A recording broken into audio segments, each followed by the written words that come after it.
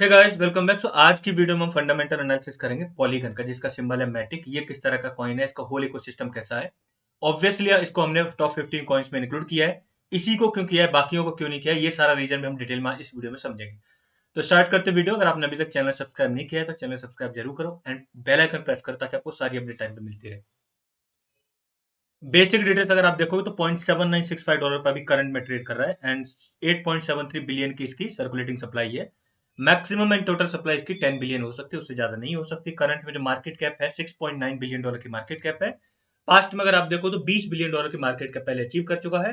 अब आगे हम कुछ और सिनेरियो देखेंगे इसमें कितना और आगे तक जा सकता है। अगर आप इसको बाई करना चाहो तो मेजरली जिस भी एक्सचेंज का आप नाम लोगे लगभग आप समझ लो सारे एक्सचेंज पे आपको मिल जाएगा। बाइनेंस है, कॉइनबेस है, वजीरक्स है, कॉइनडीसीएक्स है, ज़ेप्पे है, तो आप इजीली बाई आउट कर सकते हो और आपको कोई भी दिक्कत नहीं होगी। इनकेस अगर आप पैनकेक स्वैप से बाई करना चाहो तो यहाँ पे इसका आपको BEP20 वाला जो कॉन्ट्रैक्ट एड्रेस भी मिल जाएगा and you can buy it on PancakeSwap as well. थोड़ा इसको समझते हैं, पहले बैकग्राउंड स्टोरी, देन हम जाएंगे इसके अभी रिसेंट फीचर्स पे, then we'll go to the tokenomics and price prediction part. Current में अगर जो पास्ट में अगर इसका सिनेरियो देखें, initially it was started like a Matic only. जो मैटिक क्या था, वो लेयर टू स्केलिंग सॉल्यूशन था। बाद में फिर पॉलीगन को उसमें इंक्लूड किया गया और उसको रीब्रांड कर दिया गया। Polygon is more of responsible for SDK, जिसका भी नाम बदल के पॉलीगन एज रख दिया गया। एसडीके मतलब सॉफ्टवेयर डेवलपमेंट किट, यानी एक क्लिक में वो जो भी कस्टमाइज सॉल्यूशंस हैं ब्लॉकचेन बेस्ड, वो इजीली क्रिएट कर सकते हैं। कोई भी प्रोजेक्ट है उसके साथ इंक्लूड हो सकता है एंड ये बहुत अच्छे लेवल पे मतलब वर्क कर रहा है। और आज की डेट में अगर देखेंगे, और यही इसको थोड़ा बेटर कंडीशन में लेके आ चुका है कंपेयर टू अदर जो लेयर टू स्केलिंग सॉल्यूशन है। जब मैं आपको ये बताऊंगा इसको इंक्लूड क्यों किया है, तब मैं आपको ये पॉलीगन के कुछ एडवांटेज भी वहां पे बताऊंगा, तब आपको समझ में आ जाएगा। सर्टिक ऑडिट हुआ है इसका। सर्टिक ऑडिट में इसको 95 स्कोर मिला है विच इज गुड एंड एक यहाँ पे कुछ इसके नेगेटिव सिनेरियो हुए जो कंजेस्टेड होने वाले, वो भी थोड़ा सा ध्यान में रखते हैं। This is the official website as you can see, और यहाँ पे आपको बहुत सारी डिटेल मिल जाएंगी कि कितने डीएप्स हैं, क्या क्या अभी लाइव है, क्या क्या अभी आगे होने वाले। जो जो इसके मतलब कंसेंसस हैं उनको हम थोड़ा सा डिटेल में वन बाय वन करके कवर करने वाले हैं अभी। इकोसिस्टम में देखोगे तो बहुत सारी डीएप्स, अब ये इन्होंने वो सारी डीएप्स इंक्लूड कर ली हैं जो इनकी स्केलिंग सॉल्यूशन यूज करके और ट्रांजेक्शन सेटल करती हैं इथीरियम पे। तो इथीरियम इसकी वजह से इंटरनेट ऑफ ब्लॉकचेन बन चुका है। जैसे कि जो पोल्का डॉट है उसका जो मतलब बोलते हैं ना पैराचेंज की वजह से वो एकदम से ब्लॉकचेन ऑफ ब्लॉकचेन बन चुका है, या फिर फैंटम को बोल सकते हैं ब्लॉकचेन ऑफ ब्लॉकचेन बन चुका है। उसी तरीके से इथीरियम एक तरह से ब्लॉकचेन का इंटरनेट बन चुका है बिकॉज ऑफ पॉलीगन। तो पॉलीगन उसके लिए रिस्पॉन्सिबल है, आप इस तरह से कंसिडर कर सकते हो। 1636 अब यहाँ दिखा रहा है, but they have claimed more than इससे ज्यादा, मतलब जो डी एप्स हैं वो इसकी सर्विस यूज करके स्केलिंग सॉल्यूशन प्रोवाइड करती है अभी करंट में। ये काफी रिसेंट है। जेड के ईवीएम अभी इनके जो इसका पब्लिक टेस्ट नेट है वो लाइव हुआ था। हमने कुछ 2-3 दिन पहले एक न्यूज वाली वीडियो में कवर भी किया था इसको। इसको थोड़ा सा और डिटेल में देखने वाले हैं फर्दर हम। रिसेंटली इन्होंने Q3 की अपडेट दी है, जिसमें इन्होंने मेजरली बताया कि क्या क्या इन्होंने अचीव किया। अब अचीवमेंट के अगर मामले में आए तो देखो, स्टारबक के साथ या फिर रोबिनहुड पे लिस्ट होने के साथ साथ अभी जो इन्होंने कटिंग एज टेक्नोलॉजीज लॉन्च की हैं, जैसे जेड की ईवीएम है और भी कई सारी, मैं आपको डिटेल में बताऊंगा अभी।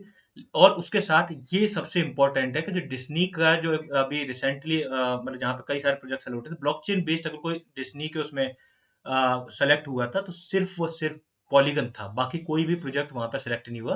तो ये शो करता है अपने आप में फंडामेंटली कितना स्ट्रॉन्ग है। We are like we can proudly say कि इसके जो को फाउंड मतलब फाउंडर्स अगर देखोगे तो वो मतलब इंडियंस हैं। और उसमें आपने कईयों के नाम भी सुने होंगे। संदीप नरवाल एक मतलब काफी फेमस है उसमें से, और ट्विटर पे भी काफी एक्टिव रहते हैं, तो आप उनको देख सकते हो।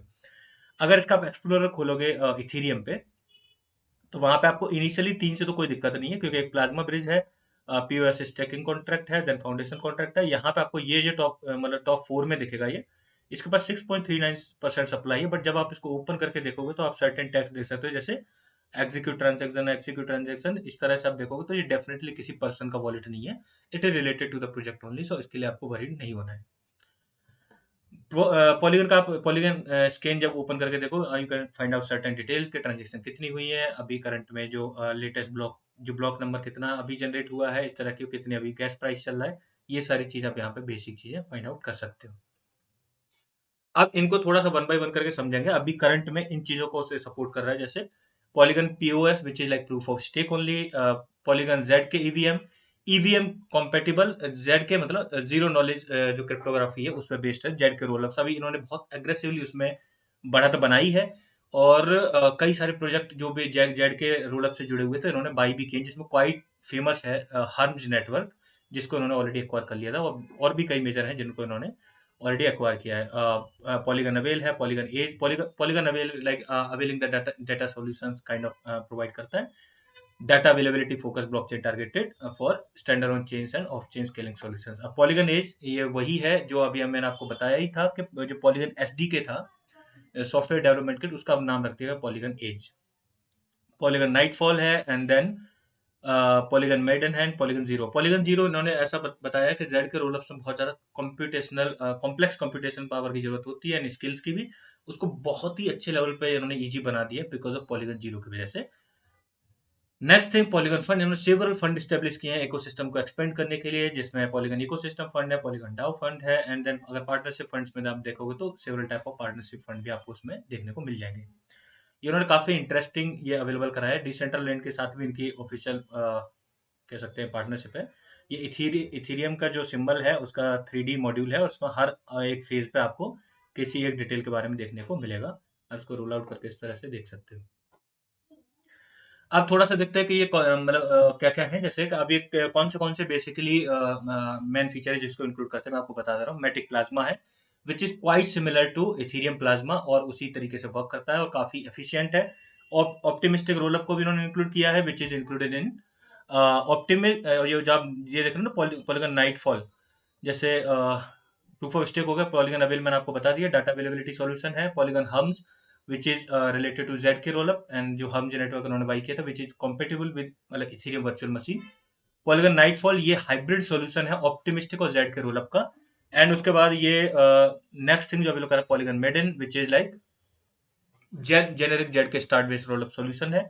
पॉलीगन जीरो मैंने आपको ऑलरेडी बता दिया, उसकी जो कॉम्प्लेक्स कंप्यूटेशनल स्किल चाहिए उसको इजी बना देने के लिए जेड के रोलअप्स के लिए उन्होंने पॉलीगन जीरो स्टार्ट किया है। नेक्स्ट थिंग अगर आप इसके टोकोनॉमिक्स पार्ट पर हम जाएंगे, एक चीज और यहाँ पे ध्यान रखनी, इसमें बर्न मैकेनिज्म है। EIP 1559 प्रोटोकॉल के बाद इसमें भी बर्न होता है, तो इन्होंने लगभग एक एस्टिमेटेड फिगर दिया है कि जो टोटल सप्लाई है उसका लगभग 0.27% हर साल बर्न हो जाता है।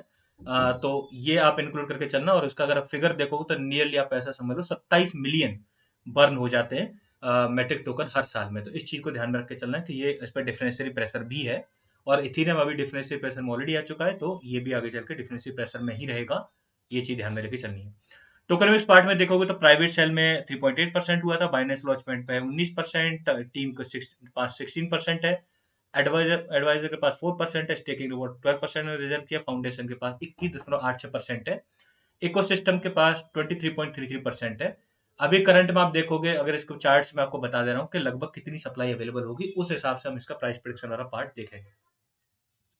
यहाँ आप दिसंबर 2023 देख सकते हो, दिसंबर 2025 नियरली आप दिसंबर 2024 को यहाँ पे कंसीडर कर सकते हो। उस केस में लगभग जब हम यहाँ पे जाएंगे तो आपको ऐसा ही समझ लो नियर टू 10 बिलियन अवेलेबल होगी। अभी हम लगभग यहाँ कहीं हैं, और अभी एक सप्लाई फिर दोबारा से अनलॉक होगी, तो उसके बाद काफी ज्यादा सर्कुलेशन में आएगी, तो नियरली हम 10 बिलियन ही मान के चलेंगे। तब हम प्राइस प्रिडिक्शन पार्ट को देखेंगे and then we'll go to the further detail. अब थोड़ा सा देखते हैं इसके प्राइस प्रिडिक्शन वाले पार्ट को कि कितना जा सकता है। प्राइस प्रिडिक्शन वाले पार्ट में अगर आप देखोगे तो अभी करंट में $6.9 बिलियन की मार्केट कैप है इसके पास। पास्ट में आप देखोगे तो जो यहाँ पे आप मैं ऑल पे लगा के दिखा दे रहा हूँ आपको, $20 बिलियन की मार्केट कैप ऑलरेडी अचीव कर चुका है। और अभी करंट में कौन से वेरिएबल कंसीडर किए वो थोड़ा सा ध्यान से आपको सुनना पड़ेगा। पहले तो इथीरियम का आगे चल के शेडिंग सॉल्यूशन आने वाला है, जिससे इथीरियम काफी ज्यादा स्केलेबल हो जाएगा। उसकी क्योंकि डिटेल्स अवेलेबल नहीं है, तो इसीलिए हमने एक बेनिफिट ऑफ डाउट लिया, इसको मिनिमम सिनेरियो में कंसीडर कर रहे हैं। रीजन उसका ये है कि जो नेटवर्क सिर्फ लेयर टू स्केलिंग सॉल्यूशन है इथीरियम के, वो बैडली अफेक्ट होंगे शेडिंग के आ जाने के बाद, क्योंकि इथीरियम अपने आप में बहुत ज्यादा स्केलेबल हो जाएगा। लेकिन ये मतलब आप ऐसा कंसिडर कर सकते हो, जो मैटिक है which is much more than the scaling layer two scaling solution, मतलब उससे काफी कहीं और ज्यादा है। दूसरा वेरिएबल क्या कंसीडर किया उस टाइम पे, सर्कुलेटिंग सप्लाई कितनी होगी, तो उस टाइम पे लगभग 10 बिलियन हम मान के चल रहे हैं जब तक बुल रन आएगा। We are expecting in the next year Q3 और Q4, तो मोस्ट एंटिसिपेटेड टाइम है, तो 10 बिलियन सर्कुलेटिंग सप्लाई मान के चल रहे हैं। तीसरा वेरिएबल ये भी कंसीडर करके चल रहे हैं कि इसके काफी सारे मतलब जैसे जो पॉलीगन एसडीके का सॉल्यूशन है, इसकी मतलब ये एक रिवॉल्यूशनरी फीचर है। You can create self sovereignty वाली जो ब्लॉकचेन वो भी क्रिएट हो सकती है, कस्टमाइज ब्लॉकचेन वो भी क्रिएट हो सकती है, और ये कई सारी चीजों पे बहुत एग्रेसिवली काम कर रहा है, जैसे कि मैटिक प्लाज्मा के साथ साथ ऑप्टिमिस्टिक रोलअप, जेड के रोलअप्स, और उसके साथ वैलिडम चेन्स भी है जिसपे परफेक्टली वर्क कर रहा है, तो वो भी इसके लिए काफी पॉजिटिव रहने वाला है। तो इसके लिए फिजिबल दिख रहा है, इन सारे वेरिएबल को कंसिडर करते हुए $70 बिलियन की मार्केट कैप फिजिबल दिख रही है, बड़े आसानी से अचीव कर सकता है। And even it can go beyond that, मतलब उससे भी आगे जाएगा, लेकिन हम मिनिमम सिनेरियो कंसिडर करें क्योंकि इथेरियम की शेडिंग की डिटेल अभी अवेलेबल नहीं है। उस केस में अगर $70 बिलियन तक की मार्केट कैप अचीव करता है तो करंट सिनेरियो से इजीली 10x कर देगा, और 10x का ही हमने इसका टारगेट लिया है। जा ज्यादा सकता है लेकिन हम मिनिमम 10x लेके चल रहे हैं। और उस केस में अगर आप इसका उस टाइम पे प्राइस देखोगे, अगर $10 बिलियन की सर्कुलेटिंग सप्लाई मान के चले तो $7 से लेके $8 के बीच में ही वही कोई ट्रेड कर रहा होगा। अब थोड़ा सा मैं इस फैक्ट पे भी आपको मतलब ले जाना चाहता हूँ क्यों हमने इसी को कंसिडर किया है, बाकियों को नहीं किया। तो इसको बड़ा सोच समझ के डिसाइड किया है। पहले तो देखो लेयर 2 में एक ही सेलेक्ट किया, पॉलीगन। दूसरा, इथेरियम को अगर कंसीडर नहीं कर रहे, हम बिटकॉइन को कंसीडर नहीं कर रहे, क्योंकि एक रिलेटिवली एक सिनेरियो होता है ना, जितना टॉप पे कॉइन आ जाता है उतना ही मल्टीफोल्ड रिटर्न देने की कैपेसिटी उसकी कम होती है, एक सैचुरेशन जैसी स्टेज होती है। उस केस में ये सबसे बेटर क्यों है, इसलिए है क्योंकि इसी की वजह से Ethereum block internet of blockchain जैसा बन पाया है, जैसा कि पोल्का डॉट है अभी करंट में। उस तरह का सिनेरियो इथेरियम में इसी की वजह से क्रिएट होता है। दूसरा, ये सिर्फ लेयर टू स्केलिंग सॉल्यूशन होकर मच मोर देन दैट है, और बहुत सारे इसमें एडिशनल फीचर है। तो अगर इथेरियम का शेडिंग सॉल्यूशन आता भी है तो ये इतना ज्यादा इफेक्ट नहीं होगा जितना ज्यादा आर्बिट्रम या फिर अदर जो लेयर टू स्केलिंग सॉल्यूशन है, रेडियम में जैसे वो मतलब रेडन करके वो इफेक्ट होंगे।